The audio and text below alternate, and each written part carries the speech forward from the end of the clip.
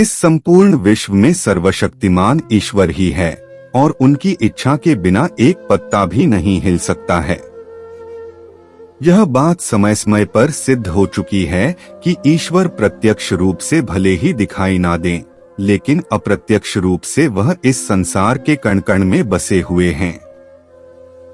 यह बात भी सत्य है कि हम में से कुछ लोग बहुत भाग्यशाली होते हैं क्योंकि उन पर ईश्वर की विशेष कृपा होती है और कुछ ऐसी शक्तियां उनके आसपास हमेशा विद्यमान होती है जो हर समय उन्हें सही मार्ग दिखाती है और हर मुश्किल में उनकी सहायता करती है। यही नहीं, यह ईश्वरीय शक्तियां कुछ ऐसे व्यक्तियों को चुनती है जो खुद भी सही मार्ग पर चले और दूसरे लोगों का भी सही मार्गदर्शन कर सके तथा उनकी सहायता कर सके। लेकिन हमें कैसे पता चल सकता है कि किन व्यक्तियों के पास अलौकिक शक्ति है या कौन से व्यक्तियों पर ईश्वर की कृपा है? तो आपको बता दें कि हमारे प्राचीन ग्रंथों में कुछ ऐसे संकेतों के बारे में बताया गया है जिनसे हम यह समझ सकते हैं कि किन व्यक्तियों पर ईश्वर की कृपा तथा अलौकिक शक्तियां हैं। तो चलिए जान लेते हैं उन संकेतों के बारे में। पहला संकेत, जिन व्यक्तियों के अंदर काम, क्रोध, ईर्ष्या, मोह, माया, लोभ तथा अहंकार जैसी भावनाएं नहीं होती, उन व्यक्तियों पर ईश्वर की विशेष कृपा होती है। ऐसे व्यक्ति व्यभिचार नहीं करते, उन्हें क्रोध नहीं आता या अपने क्रोध पर काबू रखना आता है। ऐसे व्यक्ति अपने मुख से कभी गाली गलौज नहीं करते। ऐसे व्यक्ति अपने मन में ईर्ष्या की भावना न रखकर दया और प्रेम की भावना से दूसरों से पेश आते हैं। ऐसे व्यक्ति संतोष वृत्ति के होते हैं, यानी कि उसे किसी भी वस्तु का अत्यधिक लालच नहीं होता है। उसे जितना प्राप्त होता है उसमें वह स्वयं को संतुष्ट मानते हैं। दूसरा संकेत, यदि किसी व्यक्ति को सपने में कई बार मंदिर या उसके आसपास का परिसर दिखाई देता है तो शास्त्रों में ऐसे व्यक्ति को भाग्यशाली माना गया है। जिन व्यक्तियों को अपने सपने में ईश्वर का बार बार साक्षात्कार होता है, उन्हीं व्यक्तियों के साथ ईश्वरीय शक्तियां जुड़ी होती है। भगवान ऐसे व्यक्तियों को कुछ विशिष्ट संकेत भी दे सकते हैं जिनसे वह व्यक्ति समझ सकता है कि अलौकिक शक्तियां हर कदम पर उसके साथ हैं। तीसरा संकेत, जो व्यक्ति अपने दैनिक कार्य से बचा हुआ समय ईश्वर की भक्ति, आराधना और नामस्मरण में व्यतीत करता है और ईश्वर को सत्य मानते हुए उनकी अनुभूति करने में समर्थ होता है, वास्तव में उस व्यक्ति के आसपास एक ईश्वरीय शक्तियों का पवित्र घेरा होता है जिसके कारण उसे ईश्वर का आभास होता रहता है।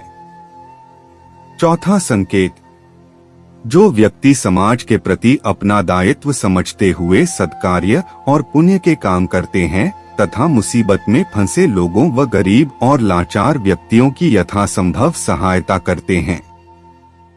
आपदा और विपदा के समय मनुष्य तथा पशु पक्षियों की हर तरह से सहायता करते हैं तथा वृद्ध, असहाय और अपंग लोगों की समर्पित भाव से सेवा करना अपना कर्तव्य समझते हैं। ऐसे व्यक्ति वास्तव में समाज के लिए उदाहरण सिद्ध होते हैं। लेकिन आपको यह बता दें कि हर कोई व्यक्ति यह काम नहीं करता है।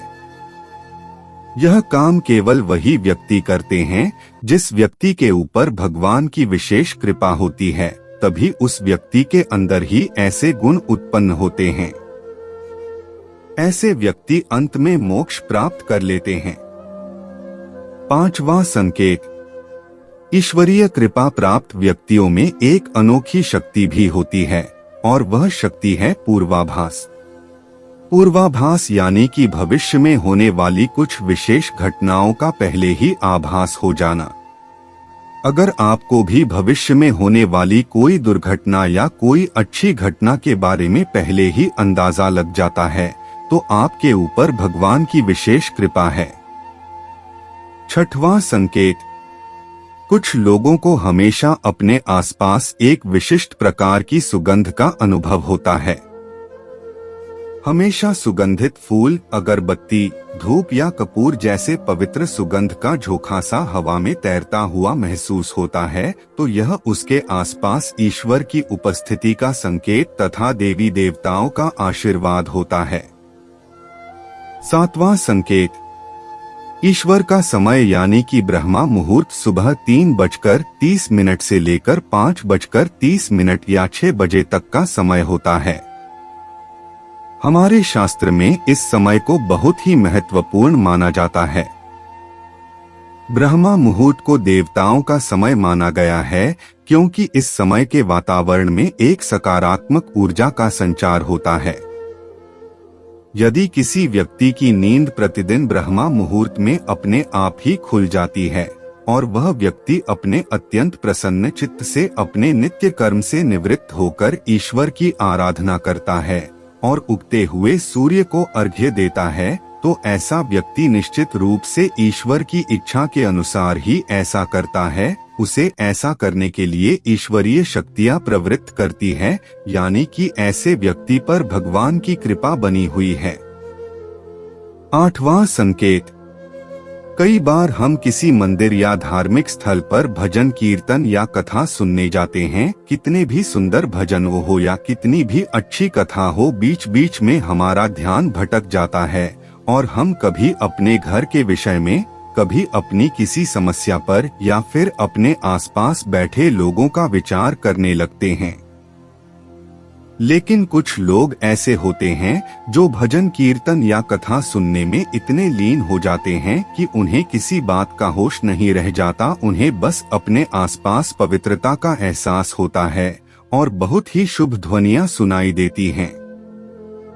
तो ऐसे व्यक्ति का साथ निश्चित ही अलौकिक शक्तियां दे रही हैं।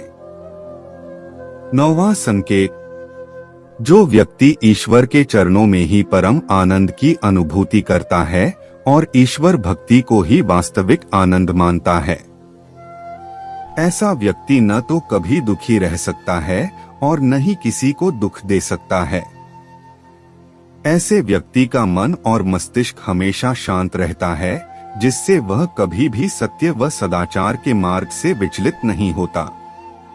यह उसे ईश्वर से मिला एक विशेष आशीर्वाद होता है, जिससे वह समाज में हमेशा मान और सम्मान प्राप्त करते हैं।